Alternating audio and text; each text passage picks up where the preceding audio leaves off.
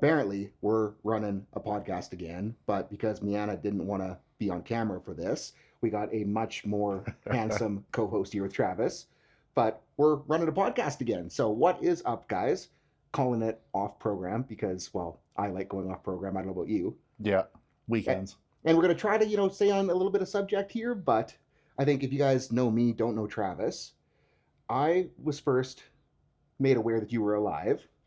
I don't know, 2016, 2017.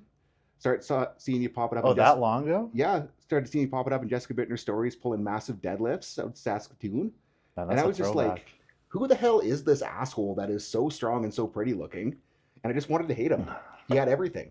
But here we are today. Well, I lost. Well, you lost the hair, but that's okay. It was going to go eventually. I first met you. I had the supplement store, the Supplement World here in Airdrie, and then you came in. You were this really big jack guy, and then I found you on Instagram. Yeah, so here's me stalking him for years on the internet and just going screw this guy, screw this guy, screw this guy, and then I find out he's actually really nice. So yeah, generally pretty nice overall. Had a good deadlift. Yeah, not no more though. No, it's not where it used to be. I don't think there'll ever be a day where I can get a good sleep, lock in, and pull 8 plates. But the 9-plate days are probably behind me. What has led to that? What? Because I remember, big bloated 300 pounds, giant guy. Yeah, just a change of goals. Back then, all I wanted to be was a bodybuilder. That's all that mattered to me for the first 10 years of my life. It was just bodybuilding, and I never did any kind of powerlifting program or powerlifting thing at all. I just trained progressively with my training, and then over time, after you keep a logbook for 10 years, your lifts end up pretty good. Eating things and yeah, and then the things that you're genetically, kind of built for, right? Your frame, like a deadlift, and they just rise higher than, bench press, for example. My bench is shit. But yeah, the deadlift got up there. And then, I finished university, started opening the supplement stores. And then I was like, shit, I think I'd rather just sponsor the athletes and kind of support the shows from that side of things versus actually be an athlete. Yeah, then I was like, I don't need to be 315 pounds. No, because it kind of does suck walking around as a fat guy. Yeah. And again, you were in better shape than I was as a fat guy, but potentially, maybe. Bro, I wasn't in good shape. I mean, the waist was much smaller. Yeah, I haven't seen photos of you shirtless from then, but... Oh, should I put one on the screen? Yes. Should you pull one up? Yeah. Miana's behind the cameras, so she's going to contribute a little bit, but was much worse situation. Because what was your stats? What was your height and weight? So the fattest I got, and I did things much worse than you ever did. I was so stupid starting because I came up reading all of the old ELITEFTS and Westside articles that glorified super heavyweights. Yeah. And I was coming from a sport where I borderline had an eating disorder to be light enough to compete. And I just discovered this thing called powerlifting where they were glorifying fat guys. They're like, weight moves weight, get big, be a super heavyweight, you'll hit your biggest total as a super heavyweight. So I was like, I am all into being fat. Because it was just, years and years of starving myself because 180 in motocross is too heavy. Yeah. And it was all I could do to see 179.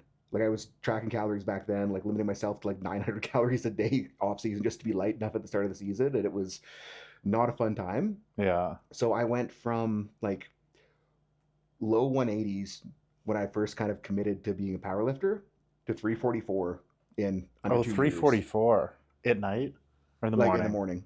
344 in the morning? Yeah. How tall are you? 5'10" on a good day. That's impressive. It was. And so at that point, what was harder, the starving yourself at the start or the eating at the end? Oh, eating's fun. Really? Fun. Well, I mean, I wasn't eating well. I was so fat. You're eating dirty food. Oh, it was so bad. And it was when Mark Bell was first talking about carb backloading. I remember that. Yeah. And whatever the guy's name that wrote the book was kind of talking about the magical program where if you just ate nothing but protein in the morning and then post training you could have whatever you'd wanted, you'd get lean. And I was like, obviously the results in the mirror were not reflecting what was supposed to happen, but I was just cheesecake and donuts, 3 pizzas.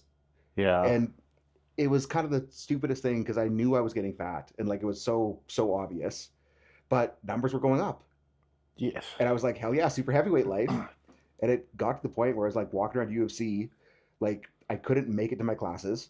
I was literally calf cramp, back cramp. I did had to sit down. So I had to build my schedule out so I had enough time to get from building to building.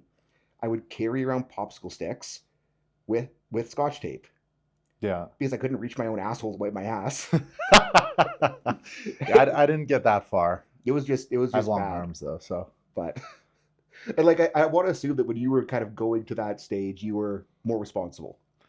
Yeah, well, I always had coaches, right? Like when I wasn't that heavy. My heaviest I was 314 first thing in the morning.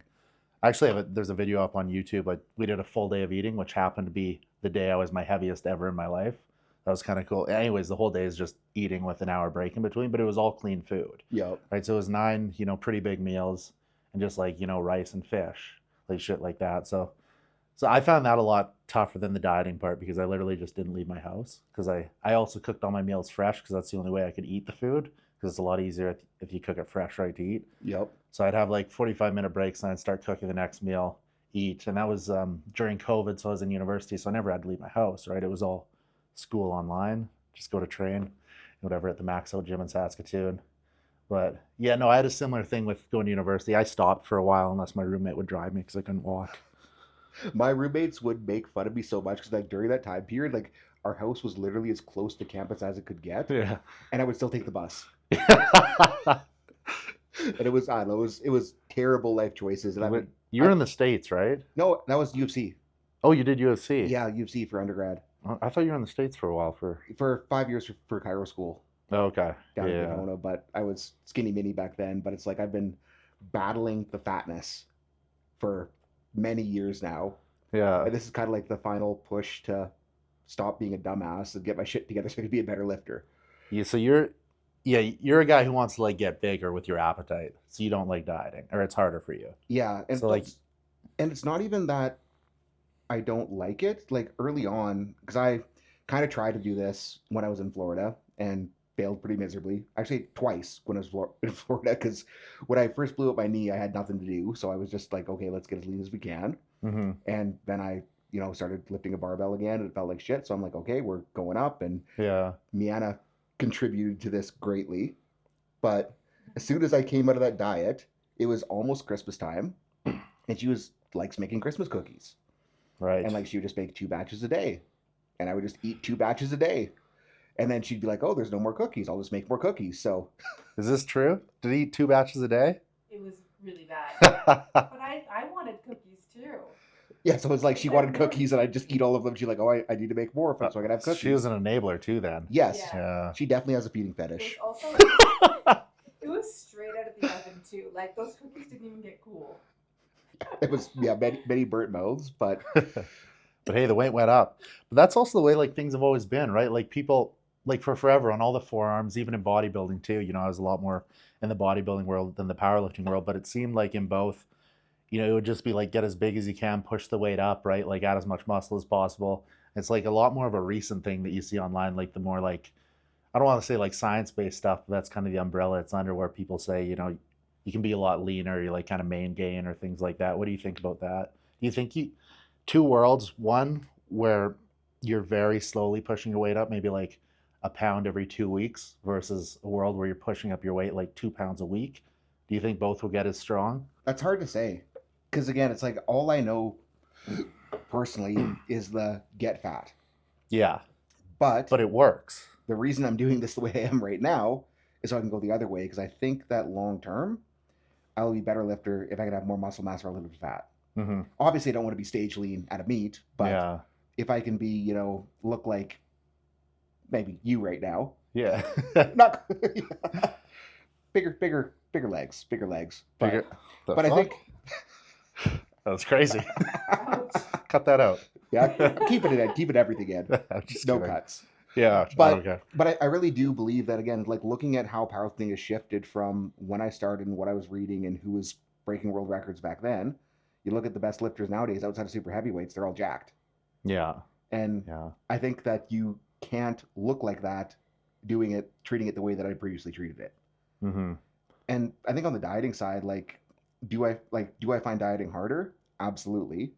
But what I was always screwing myself on was I would think myself into feeling worse and weaker than I needed to during a cut or during a low food situation. And like mentally. Yeah, absolutely. Because I'd kind of go in feeling hungry, feeling sluggish, and then almost like tell myself because I felt that way that I wouldn't lift well, and then I wouldn't lift well, and it's like, okay, I need to order pizza. Yeah, no, I agree 1000% with that. That's actually a huge thing that I focus on with my coaching is like I tell all my I do a lot of contest prep stuff. So I like tell them like if you decide to be weak, you'll be weak. If you decide to be strong, you'll be strong. Like if you're going into the gym and everyone gets in the frame of mind that they're dieting that they will get weaker, it's like no, fuck that, man. Like you have your logbook, Yeah. you know what you have to beat. You can beat it. I always got this I was the strongest in my life always at 4 weeks out of a show. Which is wild because like it doesn't make sense, but like I've seen my brother do it too, Yeah. and it's like that's kind of what shifted my kind of thought process. Like, okay, if Cole can still be strong, I can figure out how to not be such a freaking pansy with my training if I have a little bit of a a hungry tummy, little tummy rebels, and just go in and do my best and just try to separate how I feel from how I perform, and just if I do the best I can, it ends up being pretty freaking good most of the time. Yeah. And until very recently. It's not been going good. Well, so it worked phenomenally until the lever started really changing. Yeah. And it's like when like my waist kind of like hit a certain point where I wasn't able to like be as compact in the bottom of the squat. Like the first half of this diet, like I hit an all-time PR after 50 pounds of weight loss, after the first 50 pounds. But then it's like Such a good feeling. once I got below like 260, it's like the brace started changing, the lever started changing, like my bench felt like it was like way 3 inches longer. And what's cool about that though is I maintain strength on accessories. And I think like that's what's kind of like become the new target is if I can make sure that my accessories, being the logbook, progressing those, now that I've kind of learned the levers, it's like strength still sucks on barbells. Like it's embarrassing, but it's slowly starting to creep back up again. And I think it's like if I can make it creep back up when I feel this way, when I do pull the trigger on food, it'll be pull the trigger on food responsibly. Like to bring more food in. Yes. Yeah. It should hopefully, go a lot better because again, like when I was reversing the diet in Florida, I think like I was talking to Mianna about this the other day, but the first time I dieted, anywhere near this level, I remember like when I finally was like, okay, screw this, I'm done. I'm gonna be strong again because the knee was getting healthy, and I was actually planning on doing a bodybuilding show just because I had nothing to do with the knee, but then the knee started coming around because I was figuring my shit out rehab wise, and I was like, okay, screw it, let's be strong, and I started training like a powerlifter again. I missed the 315 bench, and I was like, okay, screw it, I'm ordering pizza. And what's so ridiculous is it was like 2 weeks later I benched 405 again. Yeah. So it's like if I can be that weak back then, come back to a 405 bench when I was only up like 10 pounds at the time. Yeah. I just know that if I am this strong now, even though like 315 isn't light, it's doable. Yeah. I'm highly optimistic. Yeah. Well, I think that's comparable circumstance, right? So it'd be reasonable to assume that you'll get a good jump when you add the food back in. Yeah. And your experience wise, how do you usually set up diets post show? Like what's your take on like do you do like a take advantage of high insulin sensitivity and hammer it, or do you just kind of slowly increase? Yeah, I generally do. Like I slowly increase, but that's why the progress photos are so important because like, bodybuilding is a lot more visual than powerlifting, right? Powerlifting is a lot more just like performance based.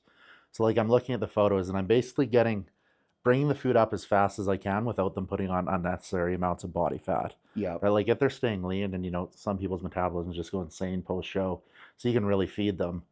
And then it's all about like I really try and just keep the body fat reasonable because then their insulin sensitivity seems to stay higher.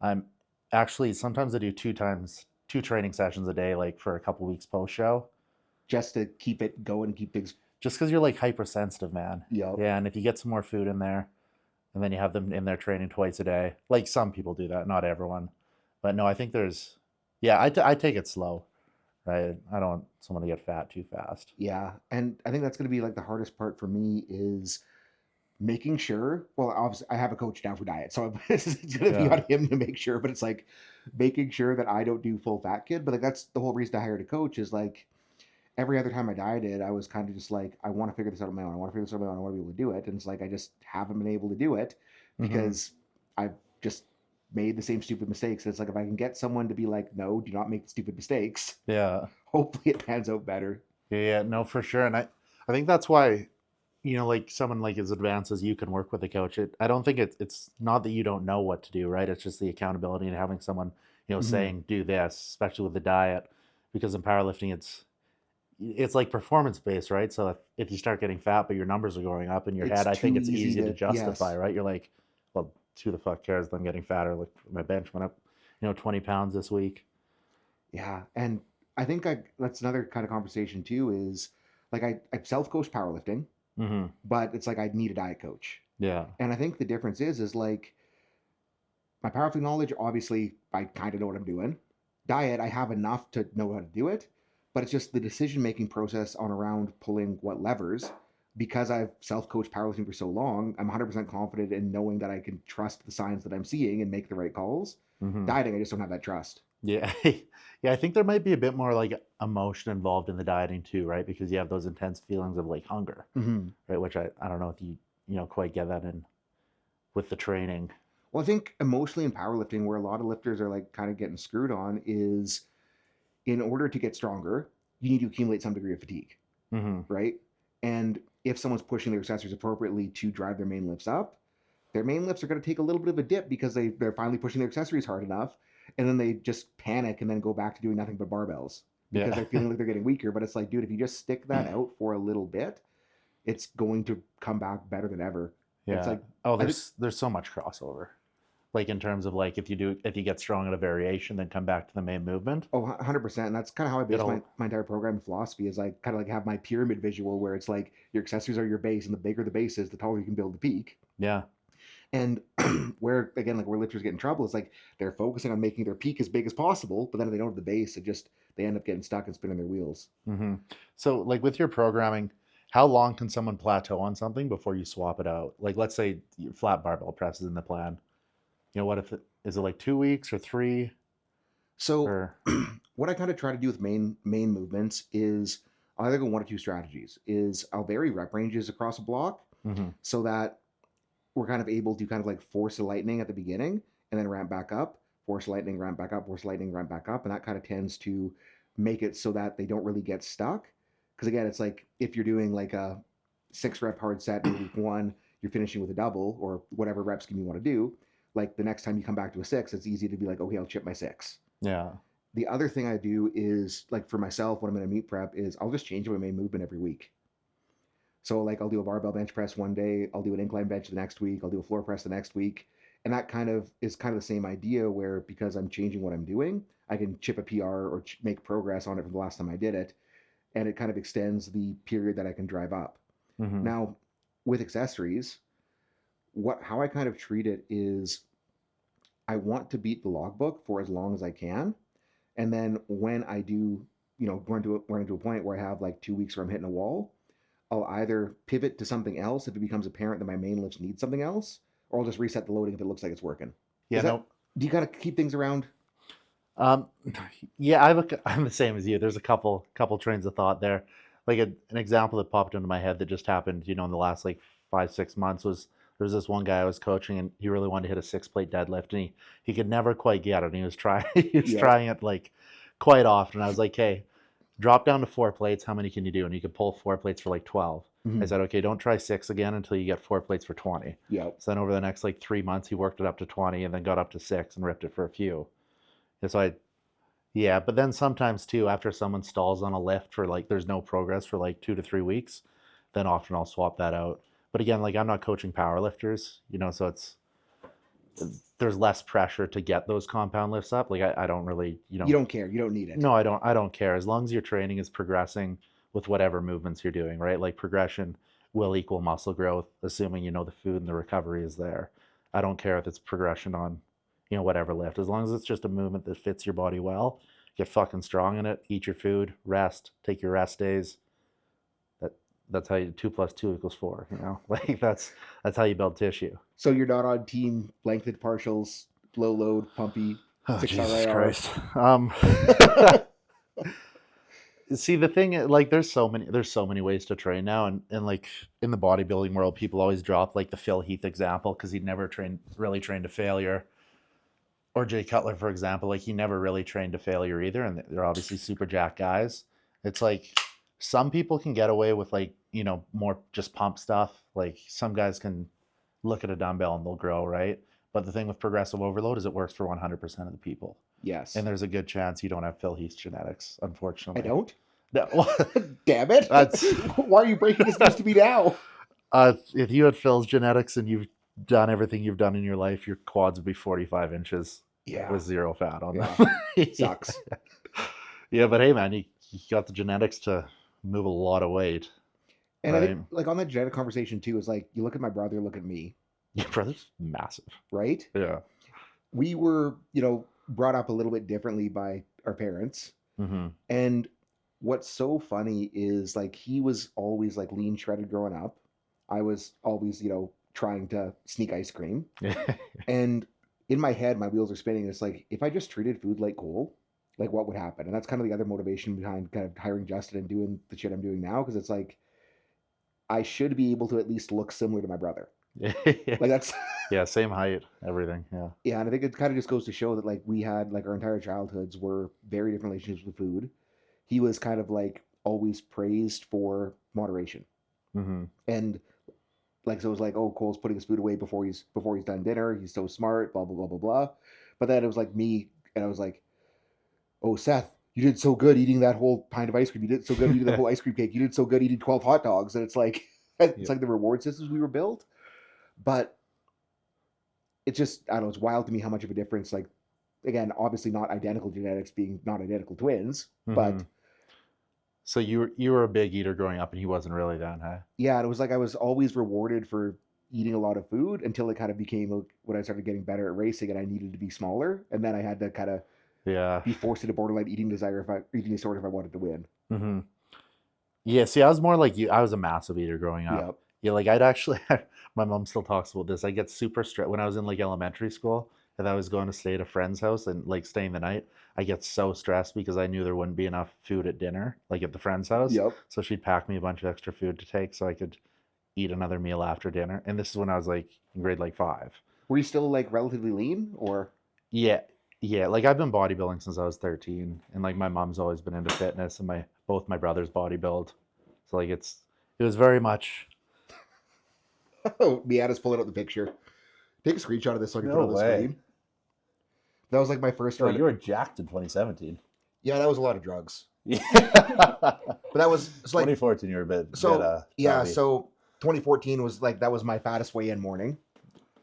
That was the 344. And then, bad influences. Hopped on the sauce a little bit too early. Yeah. And that got me, a better body composition as a 308, and I hit some pretty big totals. And it was after that when the knee kind of did its thing, I started getting leaner, started getting jackeder. Mm-hmm. And that's the more jacked picture. But what's also the weight in the more jacked photo?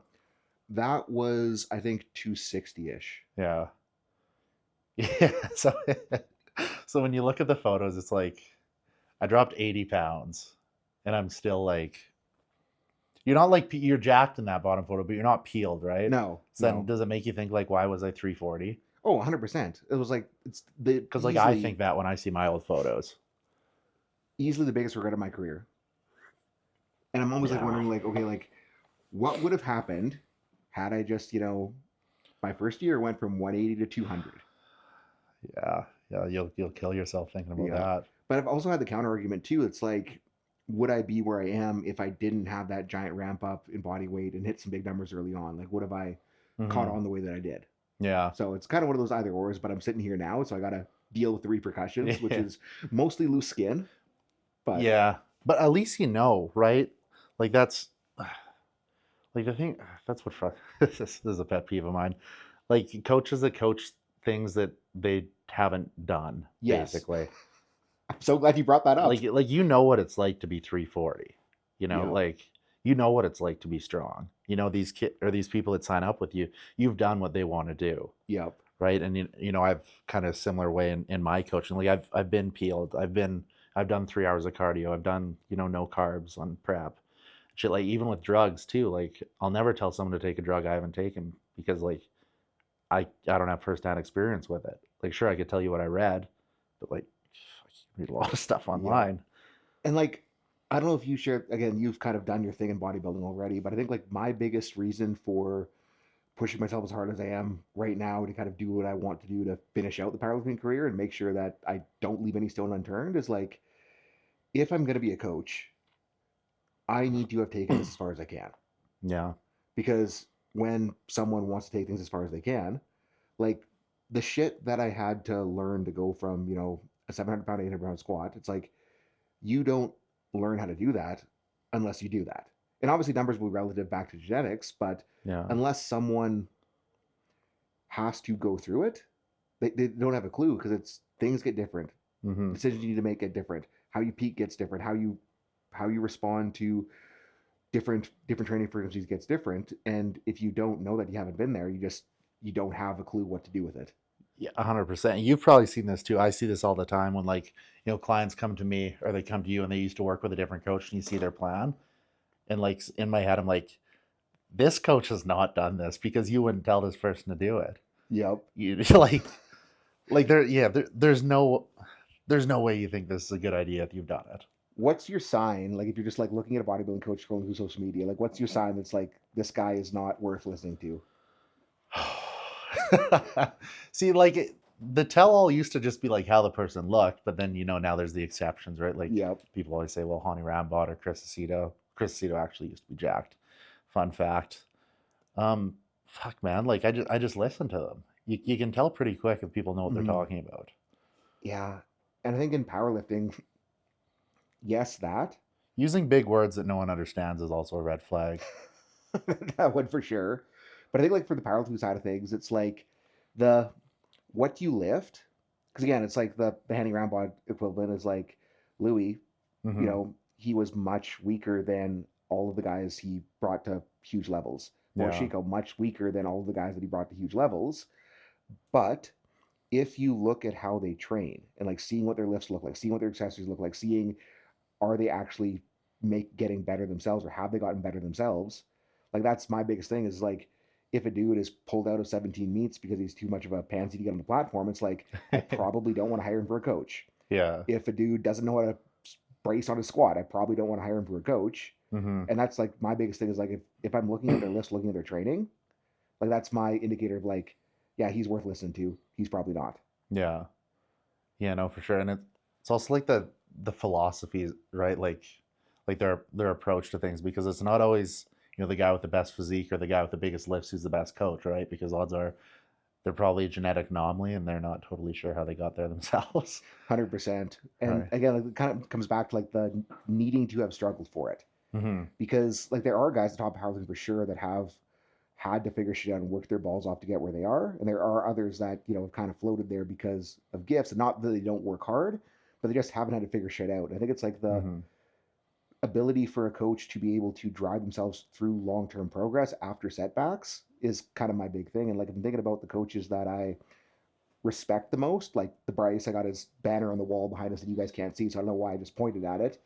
But like Bryce has been through some shit. Yeah. Mike T's been through some shit. Trevor Jaffe's been through some shit, and they're still hitting PRs because they've figured it out, they've gotten better, they've learned. And like the other thing too with powerlifting coaches is there's so many guys that will be, coaching and lifting, coaching, lifting, coaching, and lifting. They catch a big injury and they just go, screw it, I'm a coach now. Yeah. And like that's another one that I don't want to hire because if you let something like that set you off course, like how are you going to teach someone to get through adversity if you can't do it yourself? Mm-hmm. And even big injuries, like there's guys that'll do things that is a normal Tuesday for some guys that just be like, I'm done, try to be strong, and Yeah. but So you pointed to the Calgary barbell. So are you stronger than Bryce? a little bit. Actually, no, fuck. Who else are you stronger than in Alberta? Bryce actually just beat my sleeve total, so Oh, I sure. can't even claim that anymore. Shout out Bryce. Yeah, Great work. Natty too. I'm ashamed. He's gnarly though. Yeah, no, like, he's such a good lifter. I filmed a YouTube with him like 3.5 years ago or something with Jess Bittner. Yeah. When I first moved to Calgary, Jess came out and then we filmed a YouTube. He was just building his new gym. Have you been to that? It's like it's a smaller studio. So what we were talking about training in the basement before. I would do 1 day a week at Bryce's. Oh, okay. Because when I was Fat Seth in university, I would skip classes, go to the gym Bryce's personal training at, and just hang out with him all day long. Yeah. And that's kind of where I got a lot of my knowledge base from, and why I always got to give him so much credit for me being here, just because he's helped me tremendously. He's But- one of like the OG powerlifting coaches here. Yeah. Yeah. And were you disgusted by how nice he is? He's a nice dude, yeah. He is so kind, and it's like it's almost annoying how mature he is. Yeah. And especially like early on when I was like just a dumbass kid, like it was like, who is this asshole that's so nice to everyone? Yeah. I Try find to be more that way. too, though, the people who are like excelling at, you know, whatever endeavor they're in are generally the nice people. Yeah, I've also noticed, right? Because they don't have anything to prove. yeah. You know, like the biggest guy in the gym, he's generally like one of the nicest people or the strongest guy. Maybe I shouldn't speak for powerlifting. I haven't been around as much as you. Or those guys just like cranked on Well- Halo and punching things. Well, that kind of like comes back to like when we were in Florida training with Dan Bell, because that's like the thing that everyone says about Dan Bell is like they're so shocked at how just jolly and happy he is. Mm-hmm. And that was such a cool experience for me to see, because like where I was at that point in my career, I was kind of like pissed off at the world and yada yada yada, Yeah. and seeing this happy-go-lucky guy that didn't give a shit, like that's kind of what helped change my attitude later on. Yeah. Because you get caught in the trap of like you see all the guys, you know, acting hardcore, punching walls, blah blah blah blah blah, and those are the guys that don't last. Yeah. Like, those are guys that burn themselves out because they learn to hate the sport because they're so pissed off all the time. Mm-hmm. And I think it's just like learning to be more, not like less pressure on myself, because I still feel like I need the pressure, but more just like accepting of where I am and not letting it get pissed off and not thinking that I need to do something on a certain day. That's let training become more fun, that unlock better progress. Yeah. Did you used to get like super anxious when you knew you had to beat a big lift at the gym? Or do you Not- still? Not really. No. No. I never really dealt with that like anxiety towards a big set. And kind of how I frame that is, if I know that I've done the work, I know it's there.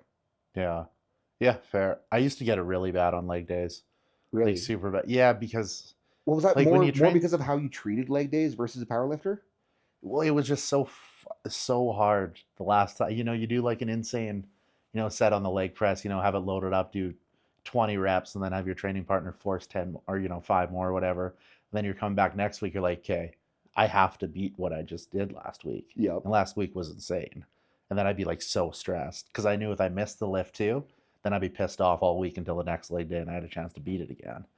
So yeah, it was the worst on leg day, because leg day was the hardest, because leg day is so much like mentally how much you can go through, you know, versus it all kind of is to a degree, but I feel like, you know, doing a chest day or a bench press, like you physically do as many as you can, but on legs, it's generally your mental just about gives out before the physical, especially when you're doing like 20 plus reps on Yeah. sets. It's kind of just like a mental thing. It's like how deep can I go into this? Absolutely. Like again, like going back to powerlifting, I think the problem a lot of lifters have is that like a heavy single, hard but easy. Yeah, You know, I know like, what you mean. because it's like yeah. it's a lot different than digging into a hard set of accessories. And again, that's why they start to bias the barbell stuff, because the crank accessories barbell feels a little bit weaker in the short term, and then they just get this loop of not doing their accessories and then just wondering why their shit isn't getting better. And that's when it gets you get pissed off. That's when it gets frustrating. But Mhm. I think too, like what I had to kind of learn to do, what I was talking about earlier, is that undulating wave structure where I have those not deloads but deliberate changes to let me reset. Yeah, And that kind of like almost takes the pressure away a little bit, because it's like, okay, this is my big week. I go big here. I know I don't have to go as big the next week. yeah. I can kind of like repeat the climb, repeat the climb, repeat the climb. Okay, so But- that makes sense. Like my earlier training wasn't periodized like that. It was just every week gets everything stronger. Yep. And then, you know, you go until you kind of get sick, and then you take a couple days or a few days off. And nowadays, What's that nowadays? are you still cooking everything? I don't do the crazy stuff No. anymore that would like result in being sick from burning out.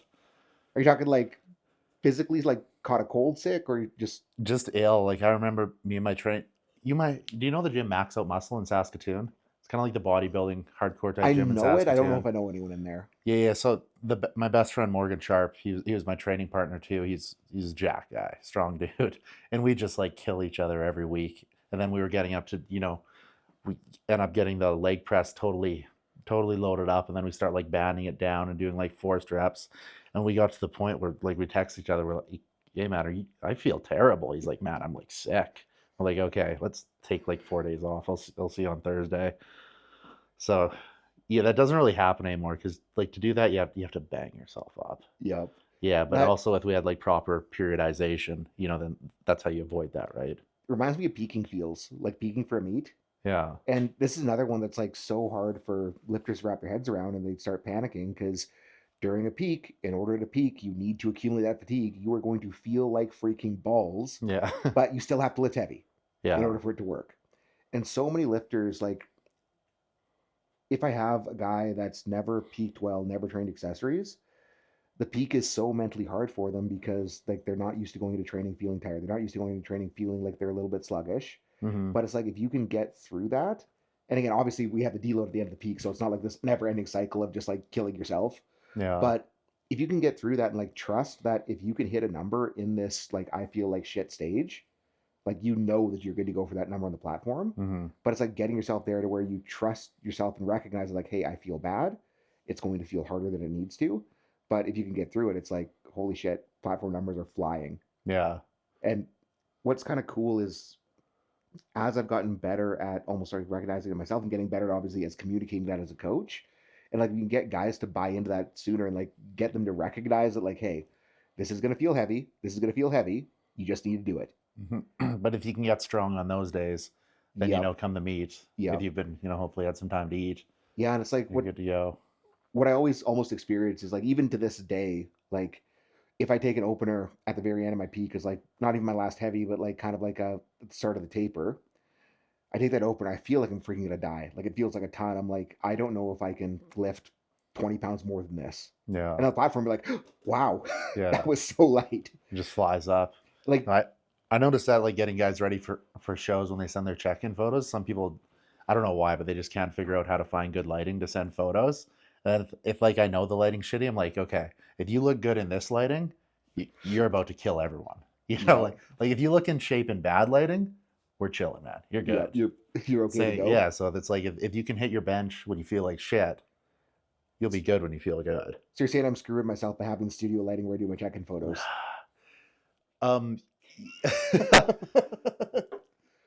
Yeah.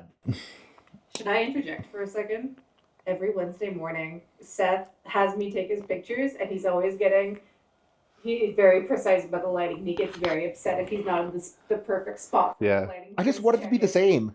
Oh no, I'm Yeah. I'm totally in that camp for this. But yeah, the thing with perfect check-in photos or like perfect photos online, then no one's gonna be like, wow, when they see in person because they've already seen the best. Yeah, but no one's gonna see me in person, so I want to look Until good you do here. your show. Until I do my show. I don't Yeah. think that's ever gonna happen. What do you mean, man? I can't do a front double biceps. I think you could. I don't think I literally can't. What show? There's one in Vancouver in 7 weeks. I'm I think way you too could- fat for that.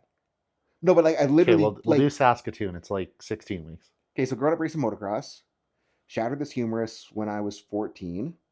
And then I dislocated my shoulder shortly after that coming back from that because it was weak as shit coming back from the humerus. Yeah. And I just kept dislocating to the point where I would literally have to sleep with my arm strapped to my side or I'd fall out at night. Had 3 labor and rotator cuff jobs on this side. And it is very not good right now. Sounds like it's in your head, bro. It probably is, but Just kidding. That's definitely all not in your head. But like this is my external rotation on this right shoulder. you can't get any further. This is as far as it goes. Like if Miata pushes it, What if you pop your lat out?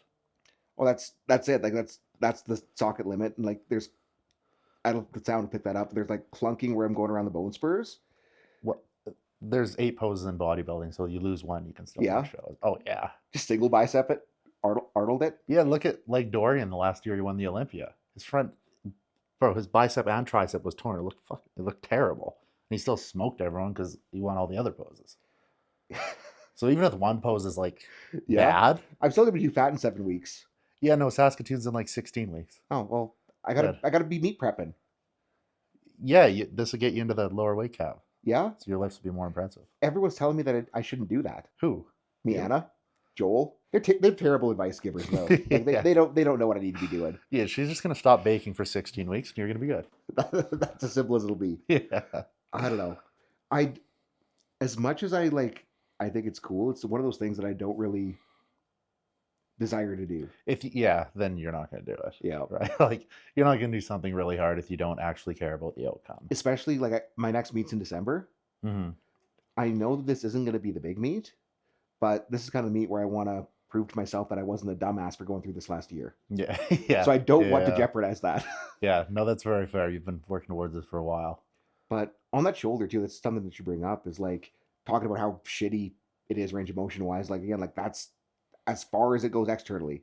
That's the limit of my internal rotation. So can you shoulder press? Kind of. If I get the right Elbows out position front? out front, like my teres and subscap, they're not like that jacked up. Yeah. So out front, I'm fine if I'm really stacked. Out wide, I got to limit range of motion. But you don't need to go wide. when I was kind of again like going back to chiro school, like the knee was a big part of it. The other part was like my shoulder just hurt all the time. Mm-hmm. I would go through entire meet preps not touching a straight squat bar. I'd be like SSB and buffalo bar the whole prep just so I could get into the bar. Then I just like squeeze myself under the squat bar on meet day, and it would just be terribly painful. Yeah. And it was like because of what I was told about like my shoulder history, I was told I need a replacement before I was 30. Blah blah blah blah blah. Like chiro school, when I first got down there, you go through everyone gets X-rayed at the clinic for their clinic assessment, and the radiologist there is like, you need a replacement now. Oh shit. And I was just like, fuck. But getting it stronger at the end ranges, telling and realizing that just because there is spurs, just because there is a bunch of arthritic gunk in there, realizing that the presence of structural changes doesn't need to equate to pain, and just kind of like convincing myself like, okay, if I can get better at just, kind of like contracting against the end ranges, getting it stronger, they're starting doing more stuff for the shoulder. I have zero shoulder pain. Like zero, nothing. It does not get in the way at all. And you did before. It hurt. Oh, it was like it was all the time. If I'd get under a straight bar on a squat back then, I would be in so much pain. I was like literally like gagging. Like it was like unbearable. And again, I went back to school because I thought I couldn't lift anymore. Like everyone was telling me like, you're done. You pushed your body too hard. You can't do this. And I was like, there's gotta be a better way to think about this shit. So I went back to school to try to figure that out. Mm-hmm. School did not teach me anything in that regard. No. But you saying people don't learn things at university? I mean, maybe something. I will say like the neurology aspect of chiro school was very good for me when I ignored the quackery. But like the biggest value of going to chiro school is we had 46 hours of mandatory attendance classes, and all of it was stuff that my undergrad covered extensively, so I could just ace the tests without even showing up. Yeah. But because I had to show up, I was just reading research papers, learning about pain science, learning about all the shit that actually got me to where I am.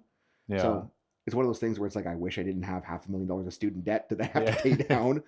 But again, I don't know if I'd be there had I not gone down there and tried to figure something out. Yeah. Yeah. Okay. So do you feel like the university was helpful to what you're doing now? Undergrad, 100%. Undergrad, yeah. 100%. Because I didn't even realize this, like when I signed up for undergrad, like I was really good at physics, really good at math. My parents wanted me to go to med school. So I did biomechanics, Bachelor of Science. Yeah. And the kind of thing that I happened to fall into was a really, really, really good biomechanics program at U of C. And I don't know about you, but the biomechanics experts on Instagram. Sorry, what do I think of them? Yeah, how much do you hate them? Oh, Jesus. Yeah. Assuming. Yeah. But it's like the biggest problem with, I think, how biomechanics is presented on Instagram, other than... The biggest issue is none of them are big. Sorry to cut you off. None of them are big, but none of them could pass high school physics. They just don't fucking understand shit. Like, they don't understand moment arms. They don't understand torque. They don't understand any of this stuff. They don't understand how, like, when you move your elbow, not only is the elbow angle changing, but so is the angle that your triceps inserts into the ulna. Like, it's... Like, you got to think about this stuff, not just in a static 2D stickman drawing. And now they can just read it off ChatGPT. Yeah. Right? And, yeah. And not understand anything, but I think Which you see when people come to you with their programs and you're like, this doesn't make sense in practice. And that is, I think, the biggest thing that I'm grateful for accidentally doing a biomechanics degree is that I actually got to learn how things move in space, and how to think in 3 dimensions, and how to really look at leverages on a lift. And not only that, but there was a big focus on tissue biomechanics as well. Because coming back from injury, everyone wants to think that it's just like weight on the bar that hurt you. And obviously weight on the bar is going to be an influence, but say you tear a muscle fiber, it's the force in that fiber that matters, not the force like from the barbell. Right. And that is a neurological component, that is like actual tissue coordination component, more so than weight on the bar. So kind of focusing on more again, I want to say focusing more on coordination through rehab versus just thinking about like, oh, this position hurt me, let's avoid this position. Mm-hmm. We can make shit way more durable. Yeah, no, and that's a totally different way to look at it than a lot of people do, I think. And so would you say like, doing your stretching and mobility stuff helps a ton in terms of, not having that like specific tension on a certain fiber that's going to injure it? So I think where flexibility comes into play is flexibility through range of motion is a gateway to being able to control a range of motion. Mm-hmm. And if you don't have access to a position, you're gonna have inhibition around the position. Right. And when you have inhibition around the position, that's when shit's gonna have a reflexive weird contraction and shit twangs. And again, it's not necessarily because you're inflexible, it's just because you didn't have coordination with that load in that moment. Mm-hmm. So that's why it's like, I always joke about this in the vlogs, but I talk about doing like length and range, big stretch movements, not because I'm a stretch media hypertrophy nerd, just because I want to be good in that position. Yeah. Yeah. So you ripped your pec. Yes. Have Oh, you- that was anything else?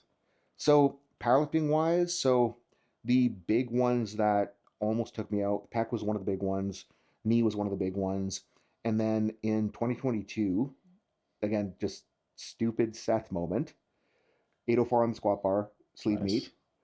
I just jacked up the walkout. I just like walked out way too wide. Yeah. And I was like, okay, I'm here. This. It was going to be Canadian all-time squat record at that weight class at the time, and like I'm just taking it. Yeah. I thought I was good for it, and I hit the hole, and it just sounded like a gunshot. Yeah. Felt like everything exploded. Like it was just like the grossest feeling ever, and I felt like a bunch of like it's like felt like my abs lifted up and sucked up top. It felt like my leg like sucked down, and ended up ripping off my adductor longus, my adductor brevis, my pectineus, my gracilis, and my rectus abdominis, all off the pelvis. Jesus. Yeah. Yeah, that's a big one. And do you Were remember in, like, a shopping around? wheelchair? Oh, I couldn't get out of bed for 2 weeks. Yeah, I was gonna say. But do you remember shopping around for surgeons? Yeah. Because we were in Florida at the time, and it was like the surgeon at the hospital I went to, he was like, I'm not touching this. This is too much of a mess. I don't think I can make it better. And then we talked to, I think, 11 or 12 different surgeons. It was all the same thing where it's like, I think you're screwed. I can't make this better. And by the time I got to the final guy that I talked to, and he's like, you're never going to squat again. I was like, okay, fuck you, asshole. I just like dropped down to the body weight squat. I'm like, I'm squatting right now. Yeah. And that was one of the ones too, where like I had so many lifters, like stuff like that takes lifters out of powerlifting. Like that injury, For sure. to a lesser degree, has been something that like made people quit. And I was just like, I'd graduated school at that point. I was practicing in Florida, and I was like, I got to show people that I know what I'm doing and know how to rehab. And 10 weeks out from 10 weeks out from the injury, I squatted, what was it, 605 with the SSB. And at that point, I was like, okay, there's the meet in 10 weeks. I'm signing up for the meet. Mm-hmm. And I broke the Canadian squat record at that meet 20 weeks after blowing all that shit off. Yes, that's so sick. And like, it is so, like, it feels disgusting still. Like, it's disgusting. Like, it like shit moving around. If I twist wrong, I can feel like my rectus abdominis pull up. Yeah. At 2 meets ago in Las Vegas, I didn't recognize like how, not that I didn't recognize how hot Vegas was, but I wasn't sweating because it was so dry. So I didn't really realize I was dehydrated. So on my second attempt squat, like it started cramping. And I felt my abs like pull up as I was wrapping my knee for that second attempt squat. Yeah. So it's like it's still a giant pain in the ass, but I've hit PRs after. Yeah. Yeah, which, goes back to what you were saying about coaches who have had adversity and then figured out how to come back from that. I think that speaks to a lot of people, right? Because a lot of people, Quit. have had issues and they bang themselves up and then they don't know what to do after. I've actually been super fortunate in my career in terms of injuries. I only had one. It was like a slight hamstring tear. It was just like a dump. I shouldn't have been doing it. It was the Arnold Classic in like 2018 or 19. And I hadn't eaten or drank anything all day. Didn't really sleep because I was traveling, just like super dehydrated. Have you ever been to the Arnold Classic? Yeah, competed there in 2017. Oh, no way. I would have been there that year too. Oh, sick. Yeah, no. No wonder I hated you. I've been there every year since 2016 or 17. It's my favorite show. Anyway, so the Powerhouse Gym, Mhm. right, that everyone goes to. So I was doing like, stiff leg deadlifts, and then I was, the weight was going up, and then all of a sudden I had 6 plates on the bar, and then so everyone in the gym was like kind of stopped and watching, and they were cheering me on. So I was like, hey, fuck it, I just gotta like full send here. Yeah. So right on I have a video of it, right on the 10th rep, I'm just about at the lockout, and then my hamstring tweaks. Anyways, it wasn't too bad, just like bruising the next day, and then it retore. Do you know John Hack? Yep. Yeah, so I beat him in a race, but during that race I retore it. It was in a Earl's parking lot in Edmonton. Bruising bad or? Yeah, relatively. Yeah, I won the race though. That's Well, on good. that's That's all on his that matters. Instagram. You can find it. He says in the video that USA won and Canada lost, but all the comments say Canada won. So read the comments, John. Yeah, well, take the screenshot of the finish line cross and just post it. Oh, Yeah. Well, you can't see in the video that at the end of the race he can keep running, but I run it right into the Earl's building, so I had to like start slowing down a bit, but I still won. It's pretty clear, I'd say. Yeah, I mean, you got the length advantage, Yeah, longer strides. yeah, yeah. That dude's funny, man. He's strong as fuck. But how long did it take you to come back from that? I just stopped directly training hamstrings for like a few weeks. Yeah, like I said, it was pretty minor. It wasn't a full tear. The only reason I knew it tore was because if I did any hamstring movements, I would feel it, and then it was obviously bruising. So I was like, okay, I'll just take a few weeks off this. And I love how you talk about this publicly. Do not listen to me if you are listening to this. Okay. But because again, I don't want someone, overcooking themselves. But like something like that where shit's still attached. Like if it's not totally gone, you can still contract it. Yeah.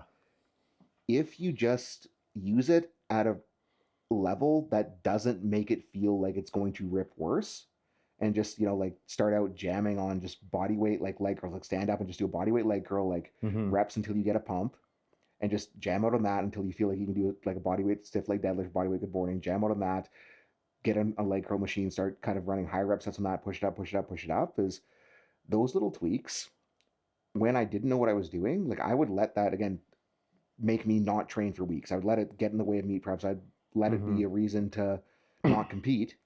But now it's like I haven't had anything like that for 3-ish years because I've been less stupid with my training. Yeah. But what I realized is like you can get over shit like that in a matter of days.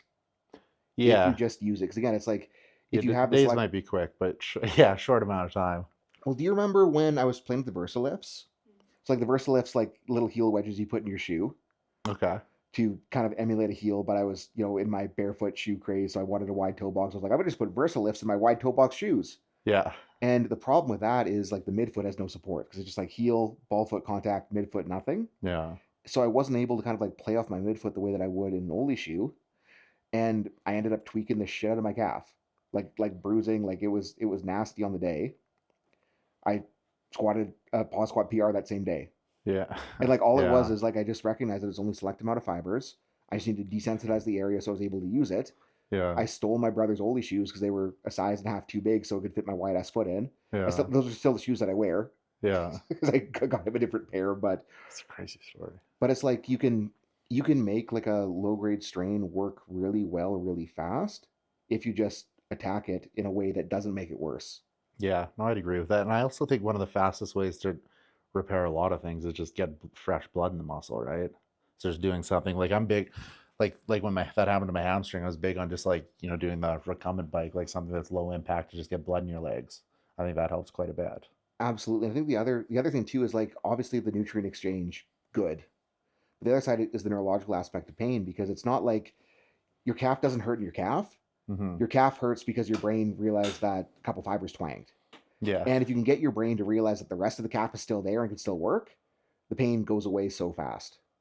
Yeah. Assuming you're not doing something that will make it worse, then I think that's absolutely that's the big caveat. Right? Yeah. Like I didn't go straight to max effort calf raises after that twang. Like I went over to the seated calf raise empty and just like jammed out reps for 20 minutes, then put a plate on, jammed out reps, and put 2 plates on, jammed out reps, and put 3 plates on. I was like, it feels pretty okay. I'm going to start warming up squats again. Yeah. Yeah, no, for sure. I was the same way. I took like 3 weeks off, like straight leg deadlifts, because that's obviously what's going to put the most pressure on a hamstring tear. But yeah, no, it comes back pretty quick unless you totally ripped it. Yeah. Like and even then, it's like the pec too is another one where people were like, you're not going to come back from this. Mm-hmm. And I don't know, came back okay. Yeah. Yeah. But I mean, that's one of the good things about the internet. There's lots of good and bad things, but you can find people who have been in a similar situation to you and done something similar, right? Mm-hmm. Like with a pec tear, Kevin Levrone? Yep. The bodybuilder? Yeah, he completely ripped his pec right off the bone, and then he won 26 pro shows after. Yeah, it doesn't have to be the end of the world. Yeah, and especially in bodybuilding, where, well, obviously powerlifting is crazy important too, but where it's like a visual sport, and often when tears get repaired, it doesn't look the same. So like a lot of people think, you know, if you tear something, then you're kind of done in bodybuilding, because even if they're reattached, it won't look the same. But it's like you can find, you know, points of proof that can reaffirm Yeah. what you want to believe. And I'm sure too, it's like you can make it close enough. Mm-hmm. Like it doesn't need to be perfect symmetry. Obviously, symmetry helps, but Yeah, no, for sure. And like the example I gave earlier, Dorian, you know, like he had bad parts, but the other ones are really good. yeah, so Yeah. it makes up for it. Yeah, there's 8 poses, man. You just got to win more poses than the other guy. But again, if I were to get on stage, I don't think I'm winning any pose. Yeah, I can't comment on Rear that glute because I spread. haven't seen all your progress photos, but Rear glute spread, I got that. you have the rear glute spread? Okay. Yeah. That's not a pose, but No? Oh, Miata just clipped the light. Is it okay? back lat spread? Like, what's your best muscle? What's the biggest? I don't know if we can talk about that in the podcast. But I would lose on that pose for sure. I don't even know. Everything's equally shitty. I look. Well, see, that's good. That means everything's proportionate. Yeah. That's big. Proportion's big. Like now that I'm leader, I look like a crusty old powerlifter. Just holes everywhere. Just I think you're just your own toughest critic. maybe, but Yeah, I think most people are good at what they do, because that's what makes drives you want them to be better, right? Because you always want more. Yeah. Yes. I think on that, it's like the balance of like being self-deprecating enough to want to do better, Yeah. but not being so self-deprecating that you do not want to do better. Yeah, no, for sure. You just have to be able to, like, every once in a while, take a look around, take a breath, be like, hey, I'm doing pretty good. You know, if me 5 years ago, seeing where I am now, he'd be pretty pumped. And just because I have such high standards that, you know, I feel like I'm not where I want to be, but that just keeps you pushing you forward. And you just need to be like, I'm doing pretty good. You know, you're doing good, Seth. You know, you're doing good, Travis. Like, just Yeah. It's like recognizing again, like it can be better. That's a good thing. Yeah. Because it's like in training, it's if I realize that I suck at something, it's like, let's make this fun, getting less bad at it. Because if I get less bad at this thing, Yeah. I'll probably be more better on the main lift that I want to build. Yeah, no, for sure. And like it doesn't make sense at all. Like this is still something that I don't get. But the pec tear took away my tricep strength in a way Was it because you're getting a lot of tricep stimulus from doing the presses, and then when you couldn't press anymore, you weren't getting that same stimulus on the long head of the tricep? potentially, but even like I was very again like medically irresponsible coming back from the pec rehab, trying to make it work as well as possible. So I was like cranking on heavy rolling dumbbell extensions from the very beginning. It just didn't come back the way that it should have. Mm-hmm. But again, it's like right now it's fun to make the tricep shit as hard as I can. Yeah. Because I know that if I get it back to where it was pre-pec tear, we're gonna be in a good spot. You see, my triceps have always been my best muscle, which is probably because That's why you're wearing that shirt, showing them off. I was debating wearing no sleeves. Yeah. Yeah, but I didn't want to cut this one off at the store. No, but where I was going with that is, which is probably why my bench press has always been so shitty, because I just have a tricep presser, you know? But I think like a lot of long arm guys, Which is also why I have to never be. did powerlifting, by the way. I could always deadlift and squat, but my bench was shit. yeah. But So, one of the guys I coached in Florida, Doug, like he's similar levers to you mm-hmm. and mid fives bencher and like narrow grip, which Yeah. doesn't make sense because everyone's like, oh, you want your wider grip to make the range of motion the most Mhm. mechanically advantageous or whatever. But it's like with a guy with long arms, it definitely works better to be tricepy because if you can kind of like make the moment arm to the humerus at the pec like more friendly, you can make up for that arm length. And if your triceps are strong enough, you can crank through it. Yeah. So it might have just been a matter of like, okay, my triceps are a strong point, make them much, much, much stronger. Yeah. Yeah, but then I also haven't benched since I was 9. I stopped bench when I was 19. You're probably gonna hate this, because my training partner Morgan, he was old. He was about 10 years older than me, so he'd been in the sport a long time. So he really like mentored me through a lot of it. And he'd always say everyone tears their pec over 405. And there's so many examples in bodybuilding Yep. of guys. It's always with 405. So when I was 19 years old, I remember the day I hit 405, and he's like, "Okay, you're done benching." I never flat pressed again. So that was 8 years ago now. 8 years. Yeah. We might have to fix that. Watch him tear his pec Yeah, see, this next week. I made it this far with no real injuries, and now just because I talked to you, I bench and rip my pec. Yeah, it's I think probably not a good thing to do. I think I just YouTube video having him bench. no, man, it'd be so weak. I'd Hey, it might make me feel good about myself in my current circumstances. like 405 would be a stretch probably. Yeah. Yeah. And the issue is like, and 405 seems good. You probably see this too. Our perception is just so whack of what strength is. You know, like all the people I'm around and talk to, you know, they're either professional bodybuilders or, you know, very strong power lifters. So it's like 405. I'm like, Ain't that good? I can't do that in public. You know, I can't Yep. have people see that. But then, you know, I get reset a lot because at my stores, lots of the staff, you know, they're younger people into fitness and they're like 18, 19, 20, 21. And then like, they'll like see like some of my like weaker lifts and they'll be like, that's insane. I'm like, what are you talking about, man? Haven't you seen this guy? He benches 6 plates. That's the hardest part about being at Realm for me right now. Yeah. So the Realm is kind of like a focal point for that. Well, because it's like there's so many new kids in there that are all excited, and it's like I remember one day like I pulled the 635 deadlift that I was like ashamed that people were watching me. I was like embarrassed to have it that hard. And I was like, that's so insane. I've never seen deadlift. Like, I don't know how to react to this right now.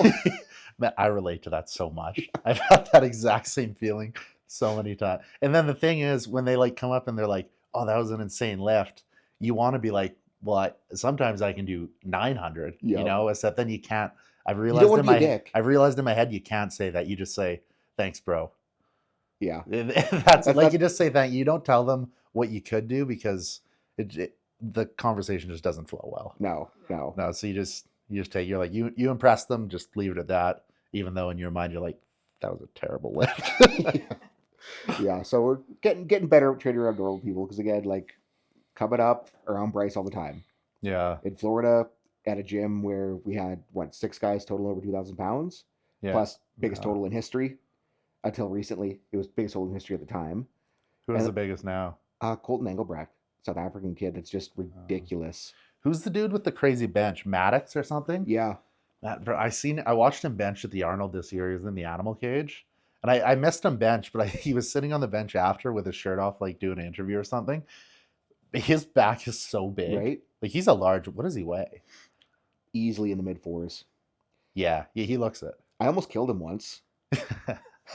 Almost. How? Could have ended his career. A spot? So at one of the hybrid meets down in Miami, I was handling Dan Bell. Mm-hmm. And because I was like one of the better, more responsible, like lift supervisors, I don't know what the fuck to call it. I knew what I was doing there. I was one of the few people that he trusted to do what he was doing. So he was like, hey, can you give me a handoff for my bench? And it was his last warm up. It was like high 6s or something. And because it was high 6s and solo handoff, I didn't want anything bad to happen. So I was like, got 2 guys over, hey, can you come side spot this? Yeah. And I did not clarify that I wanted it to be just me handing off. One of the guys on the side assumes that because it's that heavy, like he needed to lift the side too. Yeah. And it's like the guy just like jerks the side up and it's like almost topples over. And what was he benching? A lot? He was trying to bench 8 that meet. So it was high 6s. I forget the exact number, but such a big number. Ridiculous. Ridiculous. I love that he's just benching like what a very impressive like deadlift is. Yeah. You know? Yeah. And he's pressing that. So would you let someone who you don't know at all who looks experienced, like let's say there's just one other kid in the gym with you, would you let him spot you? Depends how desperate I am. Yeah, because I've had a couple bad spots that lead to just about tweaking shit. So I've come to realize that sometimes no spotter is better than a bad spotter. Yeah. And like I've had this before where we've had people, on vacation or at weddings and like we were short spotters and it's just like, if I got to drop this bar, just get out of the way. Yeah. Yeah. What comes to mind is it was in a gym in Saskatoon years ago, and spotting someone who doesn't know what they're doing can be dangerous too. Because they let go of the bar and yeah, I watched there's this one bodybuilder, Chris Burr was his name, in Saskatoon, and he was spotting some kid who didn't really know how to squat, but he was squatting a decent amount. I don't know what it was, like 4 plates or something. And anyways, this kid, he was like struggling to go up, so Chris started helping him, and then the kid just like dumped the bar, and Chris like tried to catch it with his arms, and I think he tweaked both his biceps. Yeah. So it was like a dangerous situation. Yeah, we had that last year where Darrell and I were side spotting a guy. He was starting missing the lift, so we both grabbed the bar, And it was like simultaneously as we grabbed the bar to help him, he just lets go. Yeah. And Oh my God, that's such a piss off. that was like still close enough to the back surgery that like that shoulder felt not good for a very long time after that.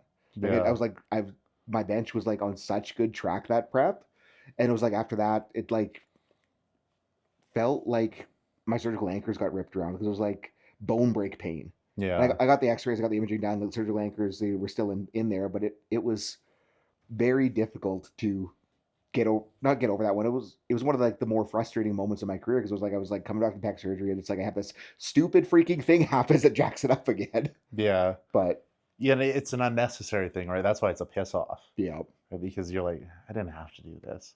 You know, it's I feel like it's easy to come to terms with it if you're like doing your training and like it should have If worked I- and it doesn't versus like something you were just didn't need to happen. yeah. If I screw up, it's like it's easy to own. Mm-hmm. But like when someone else injures you, it's a bit more difficult. Yeah, that's what keeps you up at night. Yeah, you're like, if I just would have said no, I wouldn't be in the situation. But moral of the story, if you are missing a spot and you have side spotters, do not let go of the bar.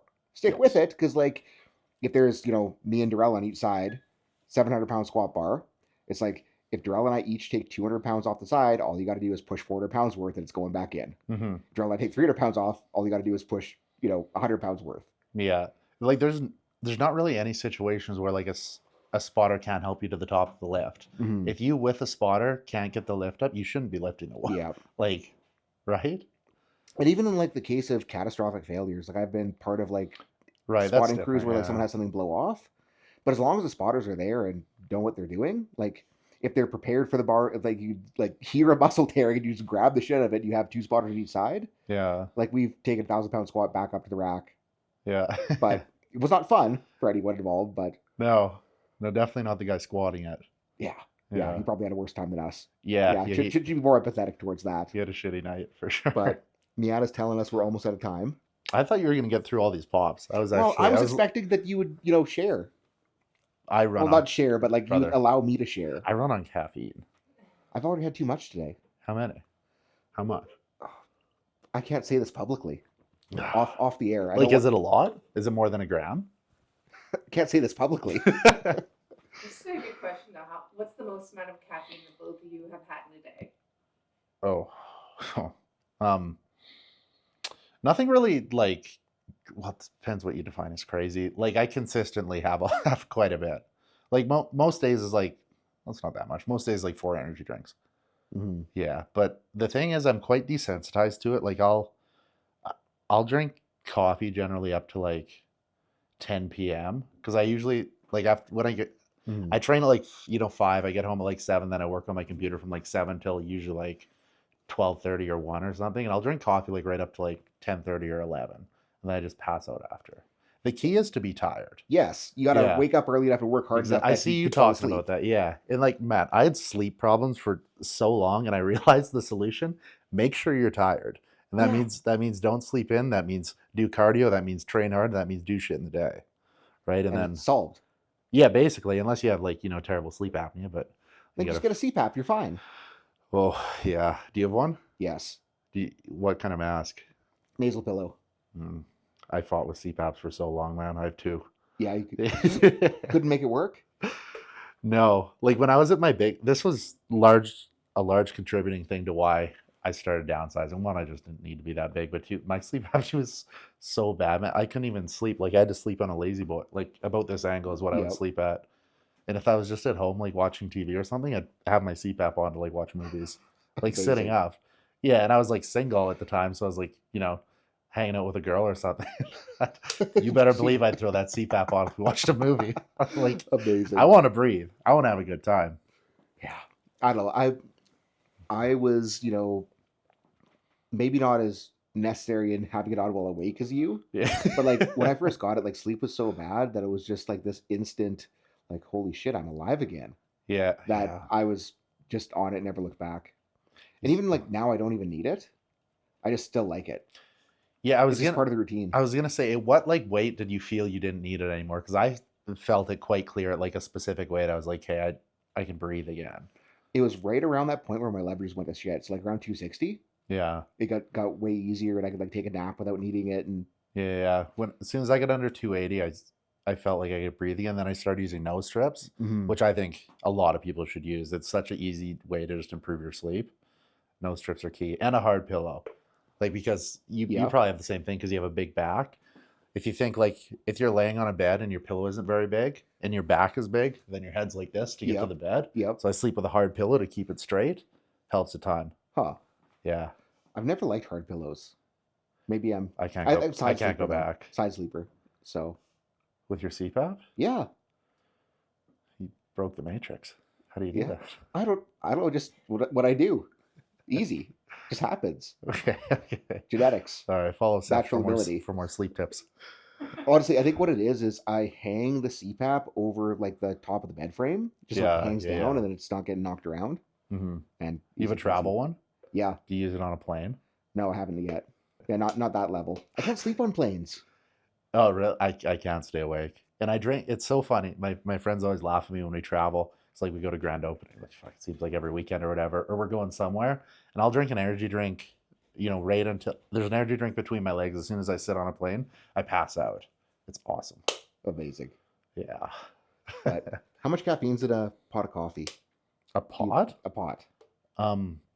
Like what are you drinking in, mugs or thermoses? No, like a full pot of coffee, like you coffee machine, 12 cups, I don't know. whatever. I don't know. 350, 400. Okay, so standard day, double that. Plus whatever's in my pre-workout. Yeah. You should know you sold it to me. What's your pre-workout? With Favage. Favage? Oh, yeah, that one's around like 300. Yeah, so we're over a gram already. Yeah. The ATP pills at 300 each. Been doing 3 of those a day. Oh, okay. Back up. What pills? ATP caffeine pills? So it's basically like caffeine nootropics. And you take them throughout the day? Yeah. On top of Yeah. Yeah. Okay, you need to talk to... I'm a terrible human being. No, you're not. You're an efficient human being. But and you know what level your body can operate at, and you refuse anything less. I think what ruined me is best summer job I've ever had is I groomed a motocross track here in Calgary over the summers all the way through undergrad. And the biggest perk of that job was obviously you're playing in a tractor sculpting dirt for dirt bikes. It was sick. Yeah. But like the energy drink people would like come by and just drop off cases of energy drinks, and I could just have as many energy drinks as I wanted. That just ruined my tolerance. Yeah. The rain ones? Rain energy, or was it Monster and Rockstar? Yeah, those girls are still out all the time. The Rain and Monster girls. But yeah, they just drop off crates for us at the track to give out. And I was like, well, if they're giving them out, I'm just gonna. Yeah, you might as well. But that's anyway. Okay. That's someone at home add that up. I don't want to know the number. Do not comment the number. Please don't comment the number. Everyone's gonna think I'm gonna die. The whole result of this podcast is everyone's gonna realize how stupid I actually am. No, which is probably a good thing. No, like I said, you have a lot of things to do in the day, and you don't have time to be tired. Yep. And what's funny is like when I'm not on my own podcast, like everyone always wants to talk to me about like training smart and doing all this. Like they expect me to be one of the evidence-based nerds. Yeah. They're always so disappointed. See, I'd much rather listen to someone talk about real training versus perfect training. If that makes sense. Like training that takes into account what people are actually going to do and how they can live. Because we're not in a vacuum. In a perfect world, everyone has their own shit going on. And yeah, I think probably a lot of people can relate to a lot of caffeine in the day. Yeah. Right. Well, Cooper's crying. Cooper, your alarm to shut off the podcast? I'm just getting very sweaty at this point in my life. Yeah. The lights are too hot. Yeah, you're close to that one. Yeah. Anyways, if you guys made it this far, thank you for watching. Yeah. Or listening. This will be on audio too. Is it going on YouTube? I'll put it on YouTube. We'll put the... Yeah. Thanks for... I wore my good jorts, so I hope there's video. Where can people find you? At Travi J. Smith on Instagram, or if you're in Calgary or Airdrie or Sylvan Lake, stop by Supplement World, my supplement stores. Meet our expert team of staff. They're good. They're good. Definitely the best supplement store in Airdrie, by far. Can vouch. Thank you. It's nice to have staff that recognize who we are, because like we know them because we're always in there so much. But it's like the worst part about going to the other store in Airdrie is like I'm in there and then there's just like someone that doesn't know anything that's like trying to sell me shit that I don't need, and it's just like Do you just let me be? Yeah, did you know that the vegan diesel's on sale, sir? Yeah, no. Look, recognize who you're talking to. Yeah, I used to be kind of a dick about that whenever I travel. I always go to whenever like me and the supplement world people travel, we always go to all the supplement stores or a lot of them in the city, like to see the competition, see what everyone's doing, right? But yeah, I used to be. I'd always ask them like questions that I knew were hard Yeah. that the staff probably aren't gonna. I stopped doing that because I felt kind of mean. But yeah, yeah. Anywho, goodbye. Peace. I think that wasn't too terrible.